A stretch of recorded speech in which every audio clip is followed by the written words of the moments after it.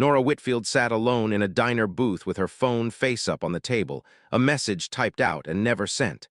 I need to step back from ICU nursing. Effective immediately. Her thumb hovered over the button for the third time that night. Outside, rain fell steady against the window, blurring the streetlights into long amber smears. She'd been staring at that unsent message for 20 minutes, trying to decide if quitting the only work she'd ever believed mattered made her honest or just tired. 2 tables away, a 7-year-old boy pressed his hand against his father's forearm. "Dad," he said quietly, "can she eat with us?" Nora didn't hear it yet. She was still looking at the message, at the cursor blinking beside the word immediately, when a shadow fell gently across her table and a man's voice, careful and unhurried, said, "I'm sorry to interrupt. My son noticed you sitting alone." Nora looked up. She had no way of knowing yet that the boy beside him had his mother's exact eyes, that the man's voice, low and steady, would feel unsettlingly familiar before she understood why. That somewhere in the next 2 hours, she was going to have to decide whether to tell this stranger the truth about a night 4 years ago that she had never told anyone. Remember her phone. Remember what she almost sent tonight. If you believe the smallest invitations sometimes carry the weight of things we can't yet see, stay with me, because this one goes somewhere I don't think you'll expect. Subscribe now so you don't miss it. Marcus Calloway was 35, a high school history teacher, and Theo's only present parent since his wife Diane died 4 years earlier following complications after what should have been a routine surgery. He'd built a quiet, steady life around his son in the years since. Tuesday diner nights, patient homework help, the particular exhausted competence of a man who had stopped waiting for things to get easier and simply learned to carry them. There was one detail about the night Diane died that Marcus had never spoken about to anyone, not even his own mother. He'd stepped out of the ICU room for 11 minutes to call and check on 3-year-old Theo, who was staying with a neighbor. When he came back, Diane was already gone. A nurse he never got a clear look at, her face turned away, still sat holding his wife's hand, gently, like she hadn't wanted to let go the moment it happened either. She left the room before he could properly see her, before he could ask her name, murmuring only that she was so sorry, that Diane hadn't been alone even for a second. Marcus had spent 4 years wondering who that woman was, wondering if she remembered his wife at all, or if it had been just another shift, another room forgotten by morning. Remember the 11 minutes. Remember the nurse who never gave her name. "My son noticed you sitting alone," Marcus said again gently. "He'd like to know if you'd join us for dinner. No obligation either way, but the offer's genuine."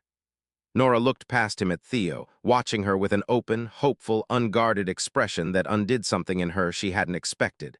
"That's very kind," she said. "Are you sure?" "Entirely," Marcus said. "We've got 2 empty chairs and more scrambled eggs than he's going to finish." She looked at the rain a moment longer, then closed her phone without sending the message. "Okay," she said. "Thank you."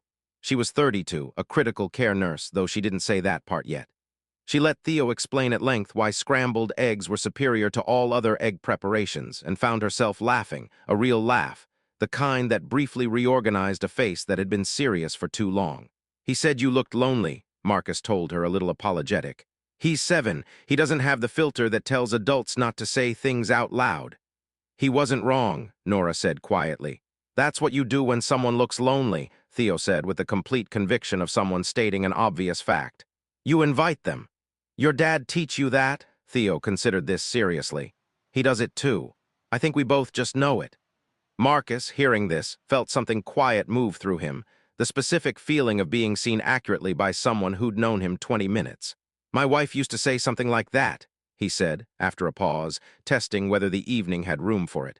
"That the difference between a full life and an empty one is mostly about how willing you are to let people in when the chance comes." Nora went very still. "She sounds like she was right about that," she said carefully, her voice tighter than it had been a moment before. Marcus didn't notice. Theo had already moved on to a detailed opinion about pancakes. They stayed almost 2 hours. Theo fell asleep against his father's shoulder around 9, one hand still resting near his empty plate. Before they left, Marcus and Nora exchanged numbers, not dramatically, just with the quiet understanding that the evening had been worth not losing. "I'm in a strange stretch of my life right now," Nora admitted at the door. "I understand that better than you'd think," Marcus said. "I'm not suggesting anything beyond what this was, which is that tonight was good and I'd like to have coffee sometime. You were easy to talk to. That's rarer than people expect." "Okay," she said. Coffee. They met for coffee the following week and the week after that. Nora found herself each time quietly steering conversations away from her actual work, giving vague answers when Marcus asked what floor of the hospital she worked on, deflecting with a practiced ease that came from 4 years of not talking about it to anyone. The third week, at Marcus's apartment for a Sunday breakfast Theo had specifically requested. Theo wandered to the refrigerator and pointed at a photograph magnet clipped near the top. A woman with dark hair laughing at something outside the frame. "That's my mom," Theo said matter-of-factly. "She died before I could really remember her, but Dad says I have her eyes." Nora looked at the photograph, and something in her face changed so completely that even Theo noticed. "Did you know my mom?" he asked, with the same plain directness he'd used to invite a stranger to dinner 3 weeks earlier. Nora didn't answer right away. "Before we go further, it matters to understand why a photograph on a refrigerator could undo a grown woman standing in someone else's kitchen. Because the answer traces back further than that night 4 years ago, to a decision Nora made long before she ever met Marcus Calloway. There was a nursing instructor named Professor Adami who had told Nora, in her very first clinical rotation, that the thing most people fear about dying isn't the pain. It's dying alone, without a single hand to hold, in a room full of machines and no faces.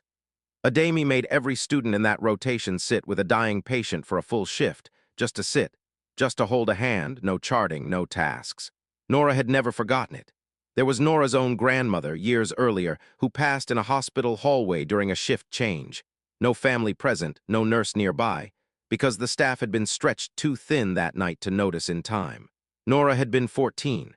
She'd promised herself, standing in that hallway, that if she ever had the power to prevent that for someone else, she would use it every single time, no matter how busy the floor got.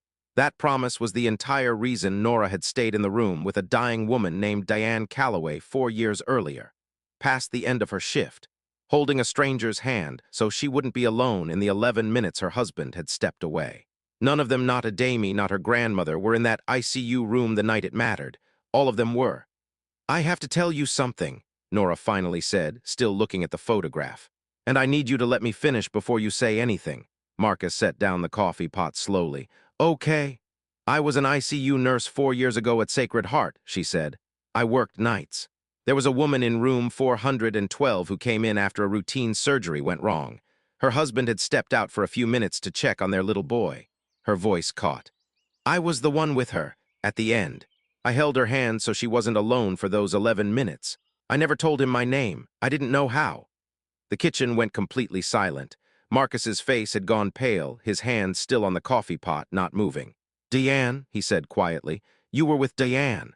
Nora nodded, her eyes wet. "I've thought about your family every single day since. I've wondered 100 times if you were okay, if your son was okay.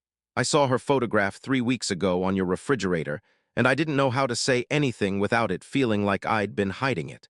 I wasn't hiding it to hurt you. I just didn't know if it was mine to bring up. So that's why you looked at Mom's picture funny," Theo said quietly from the doorway, having heard the last of it. "You knew her too." Marcus crossed the kitchen and sat down across from Nora, his hands shaking slightly. "4 years," he said. "I've wondered who was with her for 4 years. I never got to thank whoever it was. I never even saw your face that night." "You don't have to thank me," Nora said. "It's the one part of my job I've never regretted, not once, even on the nights I've wanted to walk away from everything else." Marcus reached across the table and took her hand, the same gesture, unknowingly, that she had once offered his wife in her final minutes. "Tonight before Theo asked you to dinner," he said slowly. "What were you about to do?" Nora looked down. "I was going to quit. I've lost 3 patients in the last 2 months I couldn't save, and I've been telling myself for weeks that I'm not built for this anymore. I had the resignation message typed and ready to send when your son asked me to eat dinner with 2 strangers. "What made you not send it?" Nora almost laughed through the tears. "Honestly, I think some part of me already knew who you were before I let myself admit it. I think some part of me needed to sit in that booth." Nora didn't quit. 6 months later, she transferred into a new role at the hospital, training incoming ICU nurses specifically in end-of-life presence, teaching them exactly what Professor Adami had once taught her. That a hand held in someone's final minutes is never a small thing, even when no one else ever knows it happened. She named the training program herself, quietly, without asking permission to make it official. She called it the 11 minutes. A year after that rainy Tuesday, Theo stood in front of his class for a project about someone who inspired him. He didn't talk about superheroes or athletes.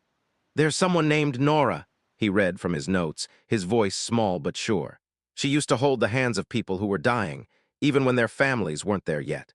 She was with my mom when she passed, and I never even knew her name until I invited her to eat scrambled eggs with us because she looked lonely.